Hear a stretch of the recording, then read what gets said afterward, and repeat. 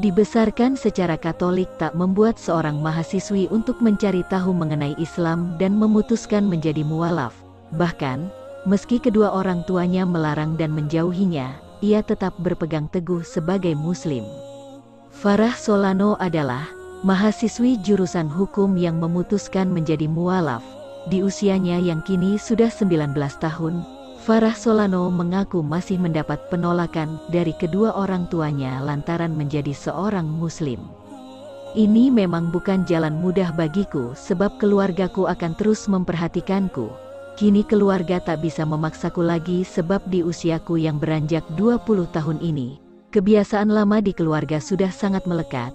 Jika aku melakukan hal yang bertolak belakang sama artinya aku sudah mengkhianati diri sendiri, mengkhianati keyakinan dan cita-citaku serta keinginanku untuk tunjukkan agama Islam ini baik adanya, ujar Solano dalam kanal YouTube Barat Bersyahadat. Farah Solano yang kala itu memakai jilbab biru mengaku tumbuh besar sebagai Katolik yang taat. Di dalam agama itu, Farah Solano menuturkan ada satu prinsip yang ditanamkan sejak kanak-kanak namun tak sejalan dengannya seiring berjalannya waktu. Biasanya saat kanak-kanak kita mengikuti ajaran, jika tidak melalui aku maka engkau masuk neraka.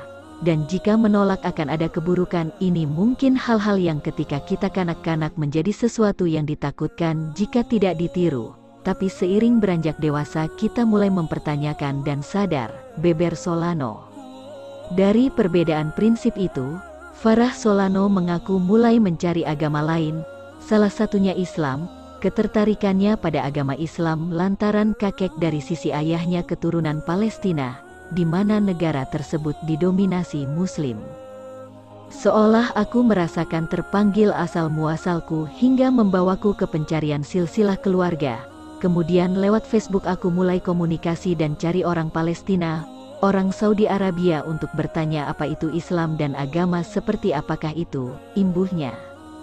Tradisi Timur Tengah memang kerap dijalani di keluarga Farah Solano.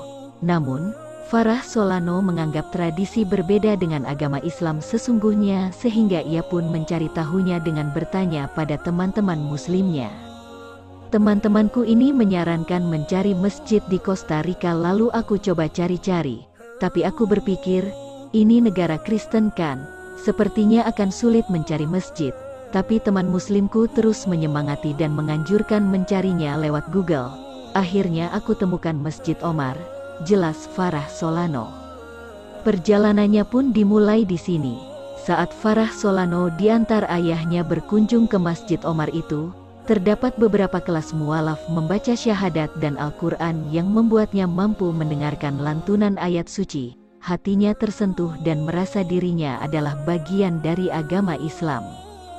Dan semenjak aku mendengar lantunan ayat Al-Quran dan mulai membacanya, hatiku tersentuh. Sederhananya, aku cocok dengan agama ini dan merasa betah menjadi pemeluknya.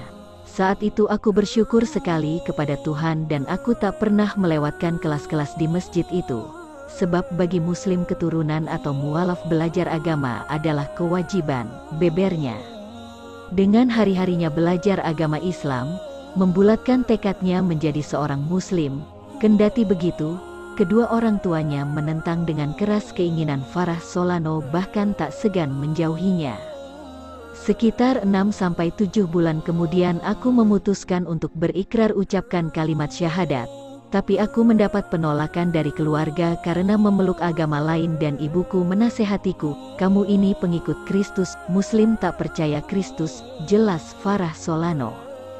Lalu aku bilang ke beliau, ibu aku tak percaya Kristus itu Tuhan, walau aku dilahirkan di keluarga Kristen, dan aku bilang ke ayah juga kalau aku mau jadi mualaf. Beliau jawab tidak, tapi aku bersikeras, terangnya lagi.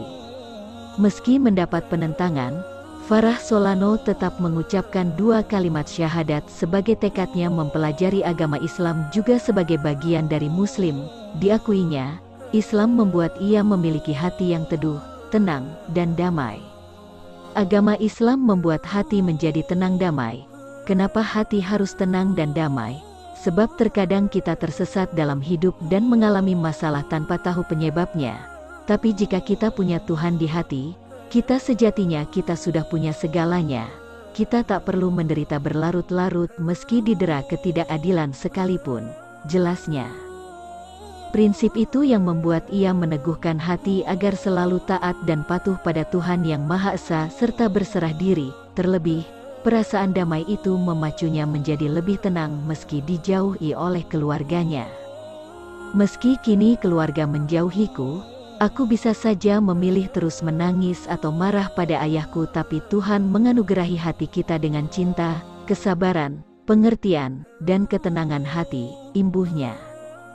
Dengan berpegang teguh pada ajaran Islam dan berpasrah pada Tuhan, Farah Solano mengaku tak khawatir akan apapun lagi lantaran percaya takdirnya. Di satu sisi, Solano pun berharap agar keluarganya bisa mendapatkan hidayah agar mengenal keindahan Islam seperti dalam pandangannya. Kita tahu bahwa Tuhan tidak membutuhkan manusia, tapi manusialah yang sangat membutuhkan Tuhan.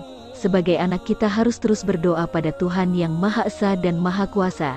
Jadi di satu sisi semua ini sangat indah dan di sisi lain ini juga sangat sulit, dan Islam tidak lain adalah cara hidup yang harus kita ikuti dan aku sangat bersyukur menjadi Muslim, pungkas Farah Solano.